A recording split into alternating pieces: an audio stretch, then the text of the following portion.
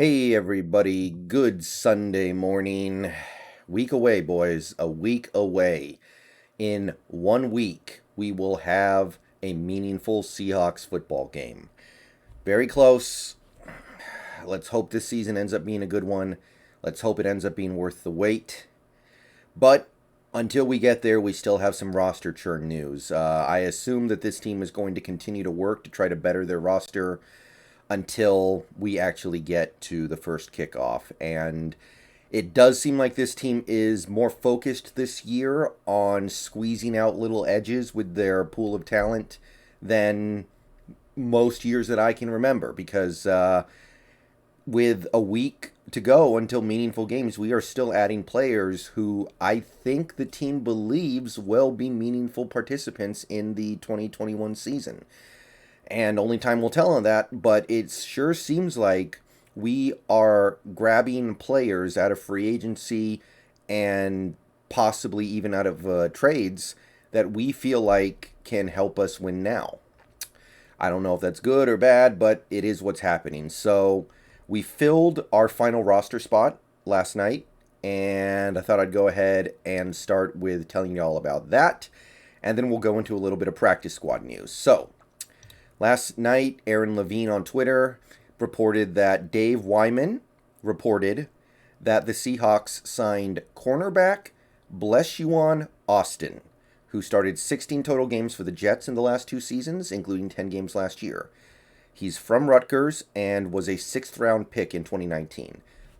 So the other day, I said that we were leaving a roster spot open, that we only had 52 players on the active roster. Well, now it's been filled, and it was not by somebody who we knew a lot about. It was not somebody who we had a lot of familiarity with. It was Blessuan Austin. So, let's go ahead and toss him on. Welcome aboard, Blessuan Austin. You are our newest Seattle Seahawk. And yeah, 6 cornerbacks now on the active roster. Now, let's talk about Blessuan a little bit. Looking at his Pro Football Focus page, he's big, 6'1", 198 pounds, so he's got that Byron Maxwell, Trey Flowers type of size. So, as we always do when we grab cornerbacks, I want to see if they fit the Pete Carroll mold, and this guy seems like he might. Just 25 years old, so definitely still young. Like I said, 6th-round pick of the Jets. Played a decent amount the last 2 seasons. He's a hard hitter, it seems like. I noticed that. He seems to have pretty decent instincts as well. In 16 starts, he has 8 pass deflections. He's forced 2 fumbles, which is actually pretty notable for a cornerback. Last year, he had 3 tackles for a loss. For a guy who was on one of the worst teams in the league over the last 2 years, maybe overall the worst. I don't know. I don't know if they were the worst overall the last 2 years. Not terrible. Not bad at all. His coverage numbers, I can get behind it. 62% completion allowed in 2019, 265 yards. And then his coverage stats go up in 2020, but it's roughly commensurate with what you would expect based on how many more snaps he was playing. Went up from about 390 to 680. So 478 yards allowed in coverage, 3 touchdowns. The only thing in these stats that kind of made my antenna go up a little bit were these missed tackle numbers. Missed about 19.4% of his tackles in 2019, 16 in 2020. Needs to bring that down a little bit, but that's something that could easily just happen with age and experience. So in terms of the raw stats, I'm not going to say that he looks like a future star or anything like that, but Blessuan Austin was relatively impressive for a terrible Jets team. PFF is kind of split on him. They really didn't like him that much in 2020. They gave him a grade of 51.1. They were not impressed. However, 2019 for the Jets, they liked him a lot, 71.4.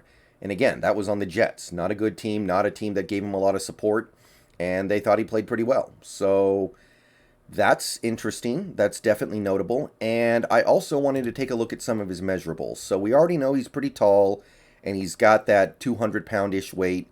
but his wingspan is almost 77 inches, which is Trey Flowers territory.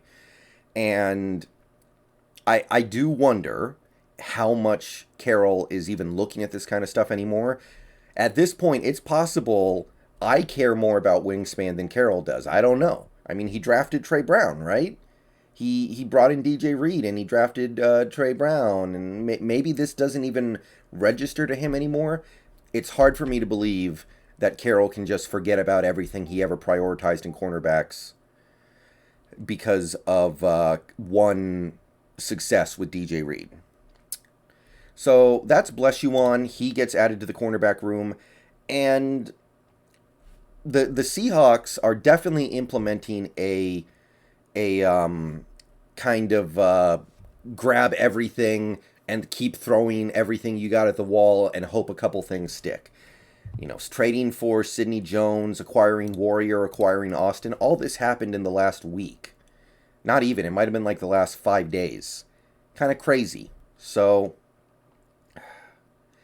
I think that it's reasonable to think that with throwing this many darts at the dartboard, you're going to hit some good scores, and you're going to find at least two guys who can start. And really, you only need one guy, right?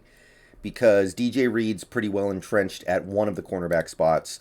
So you just need one of Trey Flowers, Sidney Jones, Trey Brown, Nigel Warrior, and Blessuan Austin to be competent. And then maybe you need one more guy as depth, because injuries happen. Somebody might miss some games, and you want one more guy you can just plug in there. But it's very interesting because it was the exact opposite of what happened last year.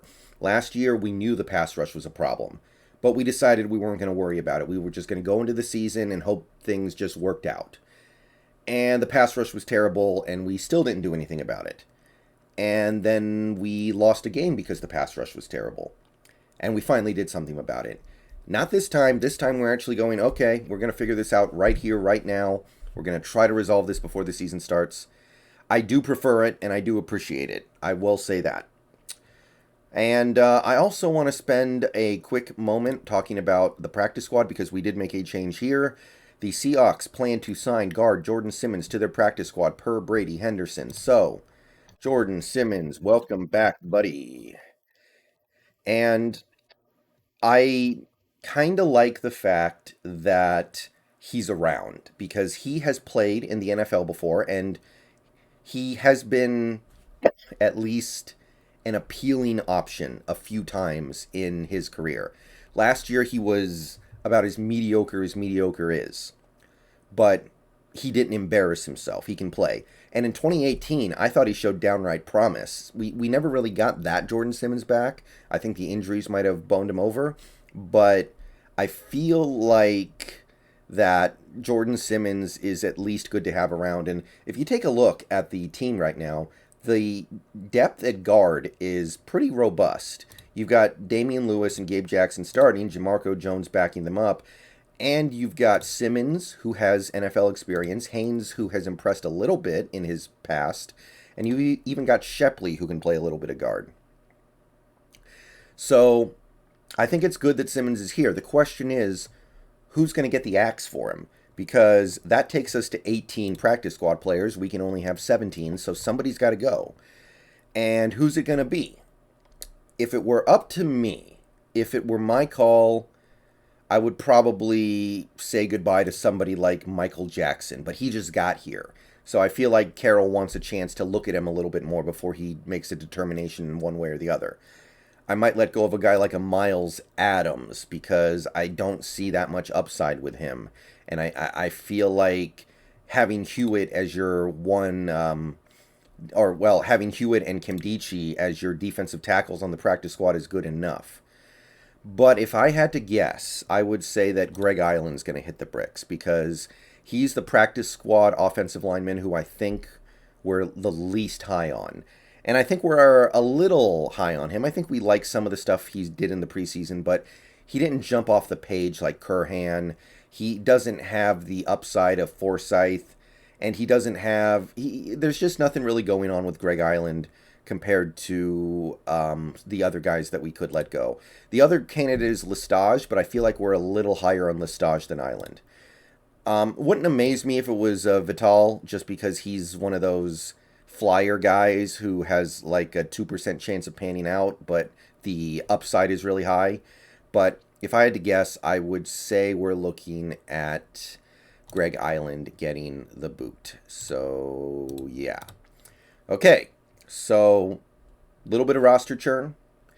1 week away, like I said, and starting tomorrow, we're going to start taking a look at how my channel is going to look in 2021 every week. Last year, you may remember, I had some scheduled content that released periodically throughout the week. We're going to do that again this year, but we're going to make it even bigger. We're going to make it even better. And hopefully, we're going to do a really good job of breaking down the things that need to be broken down about this team as the season goes on. So I will see you guys later today. Maybe the team will do something. Maybe we'll hear something good. I will be here, and we will figure it all out. But until then, peace out, go Hawks. Let me know what you think about the roster churn. Might not seem like a big deal, but you never know when these guys are going to get their number called. All right, see y'all later today.